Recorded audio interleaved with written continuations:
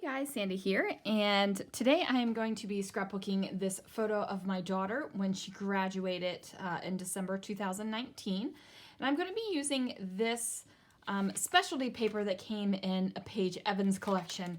Now, I don't know how many of you guys have this paper and haven't done anything with it, but it's been in my stash for a long time, so I wanted to figure out something to do with it. The special thing about this paper is that it's die cut, but not die cut completely, so you can add dimension and things to it. Well, let's see what I can do. Now I'm going to start out by grabbing some papers from my Love from Lizzie card kit. And honestly, you guys, I don't know the manufacturer of these papers. If you know who they are, drop it down in the comments below because I just don't know, but I think that they're gorgeous. And yes, I am backing the butterflies. I am so totally embracing the butterflies on this layout. I just think that for this kind of layout, it's appropriate because there's lots of florals, lots of beautiful things, and it is okay to have butterflies on this kind of layout. I'm actually going to cover up that big butterfly that I just backed, but it's okay. Now, I really wanted to kind of, I don't know, bring this kind of layout to the next level. So I was originally thinking lots of sequins, lots of rhinestones, and lots of sparkly bits. I don't go that direction. I decide to go with the fussy cutting and pop dots instead to really just kind of give the layout a little bit of oomph. Now, I don't know if this was the most perfect way to figure out how to back this paper, but I did it and it worked for me. So that's what I did. Some of the papers, as you can see, I adhered to the white cardstock underneath, and then some of the papers I adhered directly to the cardstock that has the die cut bits on it.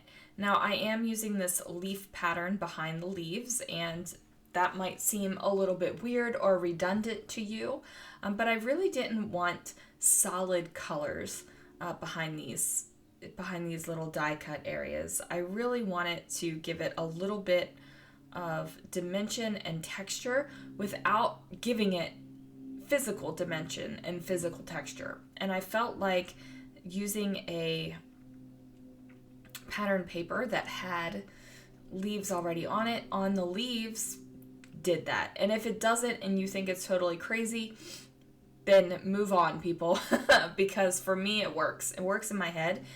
It works the way, you know, my thought process goes. It just works for me. Now, this layout took me way longer than any layout in recent history has taken me. Don't worry, you guys. I actually turned off the camera for a good portion of this layout because I realized how long it was going to take me, and I also sped it up a good amount as well. It might not look like it's sped up a lot, but believe me, it is. Now, like I said, this layout took me a long time. I would probably say 3 to 3.5 hours, and that is a long time for a layout for me. Usually I can bust a layout out in like 20 to 40 minutes, just because, you know, I'm in my groove. I scrapbook every single day, and I know what I like and I know what I don't like, and most of the time I know what's gonna work. But this one was like messing around and just kind of trying things out and seeing what we could do. And that's what I do. As you can see, I am moving the little pieces around. I'm trying to figure out where exactly these things should go and trying not to get too much paper showing through on the other parts of the layout because I don't want to have to deal with that. And then, of course, I am using the red ATG, so it gives me a little bit of a fit. For some reason, it's only the red one that gives me a fit. The pink one does not. And I know I keep getting comments that say it's because I'm using cheap ATG tape. I promise it's not the ATG tape. I use the same ATG tape in both of my ATGs. I used it in the red one and I use it in the pink one. And the red one is the only one that gives me the fit. The pink one does not. So there's something in there, probably something's loose, or maybe I should probably grab a screwdriver and tighten up all the little screws. But then I wouldn't have anything to run my mouth about when I talk about my red ATG, so who knows? Who knows what we're going to do with that.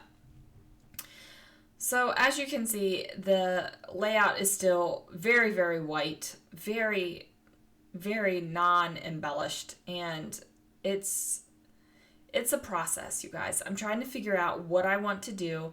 I'm trying to figure out what I want to fussy cut, because I know that this stuff has to happen. Like, I know that I'm bringing in more. I know that I'm going to be fussy cutting, and I'm trying to pick out papers that I can use to back the white parts. But then I'm thinking, wait a minute, I'm going to have to fussy cut, so I'm going to need a bigger floral. And I definitely don't want to bring in birds. Definitely don't want to bring in birds. I am okay with bringing in the butterflies because the butterflies are already on the die cut sheet. But if I had to bring in birds as well, that just might push me over the edge. I'm not a huge fan of birds on my layouts, probably even less than butterflies. But I feel like there are okay times to put birds on layouts, especially when we are scrapbooking the birds that we name in Disney, because that's a thing for our family. So yeah. Okay, we're gonna go ahead and trim off some of the papers, and as you can see, it's really just a trial and error bit of what is working, what papers are fitting behind, and what is giving me that dimension and texture without actually having the dimension and texture on the layout. Now, I do add a couple little things to give it that texture, but you know, it's a mess. It's a mess. If you peeled off this top paper and just looked at the bottom paper, you would look at that and be like, what in the world are you doing? And I think there were a couple times on this layout where I was actually thinking, what in the world am I doing? So I gutted the center of that floral border paper, and I'm just adding in this striped paper behind these weird, they're almost like Mickey glove combo leafy things. I'm not exactly sure what the name of the plant is, or even if it is, you know, based off a real plant, but I don't know. They kind of remind me of funky Mickey gloves. So I do that striped paper behind there because, like I said, I don't want just plain paper. Now this paper kind of reads as a solid because the stripe is so subtle, but I'm okay with that because it's not truly a solid. So now I'm going to bring out these little floral things, and these are from High Supply or HAI Supply, whichever you want to call them. And they are these pastel little guys, and they have different shapes, different colors, all kinds of good things. I met the owner at Creativation this year. He's a really nice guy, and like you can just tell he has passion for his products. So that's awesome. So I have those. I am going to drop down some Nouveau Deluxe adhesive on that floral, kind of where I traced it. And I'm just going to go ahead and take a mixture of the colors with my Crystal Katana, and I am just laying them down on top of the glue and basically just nestling them down into each other. Now this is something you guys have seen me do in the past, especially with sequins, and it's just something I like. I like to have this kind of thing on my pages. If you're not a fan, then don't do it, but I just wanted a little bit of something different underneath of this white die cut paper, and these little floral things do that for me. Now when I was putting these on the paper on top of this glue, at this point, I was still thinking I was going to be adding in sequins and rhinestones as well as these little floral bad boys. But really, this is the only non-paper element that comes into the page, besides some thickers, but I'm considering thickers paper elements too because they are the paper over top of the foam ones. So these are pretty much my only non-paper based embellishment on this page. And I fill out the flowers. I also sprinkle some around at the end just to bring it to the forefront a little bit. I don't want you to be able to look at this page and go, oh yeah, those are those plasticky, or not, they're not really plastic. Those are those flowers. And I kind of want you to look at this page and like kind of look at it and be like, oh, there's something under there. Oh, that's different. Oh, there's something different under that one too. And maybe you get that. Maybe I get it when I look at the layout, and I know Lanah gets it when she looks at the layout. She just completely fell in love with this layout, and instead of this going into the family album, this is going into her personal album because she loves the layout that much, and that is a-okay with me.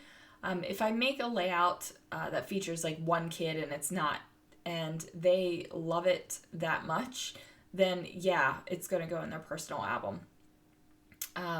Their personal albums are very, very small, and there's not a lot of stuff in there. I always think that I'm going to get to this big pile of older photos that I have that just didn't go in the personal albums. Because I used to take a lot, or it didn't go in the family albums. I used to take a lot of photos, and I mean a lot of photos.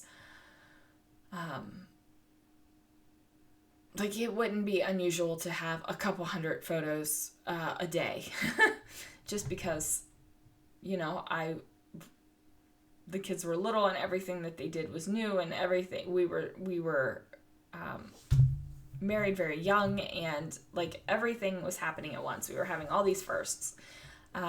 So I used to take a ton of photos.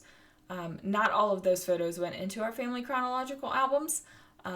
So I have this box of photos to go back and scrapbook and do things in albums for them, which doesn't really happen a lot. The family albums do take precedence.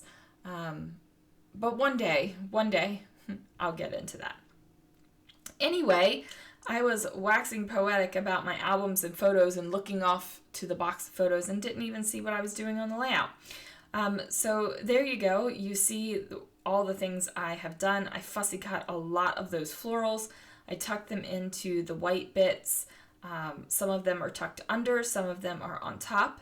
There's all kinds of foam on the back of the white bits that are tucked up. And that is just to make sure that when the layout gets into my album, the dimension stays. You're still going to be able to see the little bits that are popped up. And that's important because there's so much going on underneath of the layout that I want you to be able to see that for sure. And then look at all the butterflies that are tucked in onto the page. Yes, that is a lot of butterflies for me, but like I said, with this particular layout, I totally think it works. I also don't really care that she is standing in front of the Christmas tree, and there's a bunch of florals around her. So all three of the kids graduated early. They all graduated in December instead of spring of the following year, and Alex was the first, and we took his picture in front of the Christmas tree because we thought it was cute. You know, oh, you're graduating in December, we'll take your picture in front of the Christmas tree. And then Chloe did the same thing, so we took her picture in front of the Christmas tree, and then Lanah did the same thing. So we took her picture in front of the Christmas tree. And like I said, I'm totally okay with that. Now this is where I am adding the little floral bits around. I am just picking out the teal ones instead of the yellowy ones or even the orange ones. And then you can see that my photo covers up the giant butterfly that was on the layout. So really the only thing that this layout has text-wise is congrats and I am pretty much okay with that. I don't think I'm going to do any more journaling on this layout. I think it's just going to be that. I might write the date on it, but that's all that I'm doing. Here's some close-up, guys. Thanks so much for watching. Thanks very much for listening to me as I talk about my photos and my albums and my process. And I really appreciate every like, every comment, and every time you subscribe. So thanks so much, and I will see you guys again real soon for another video.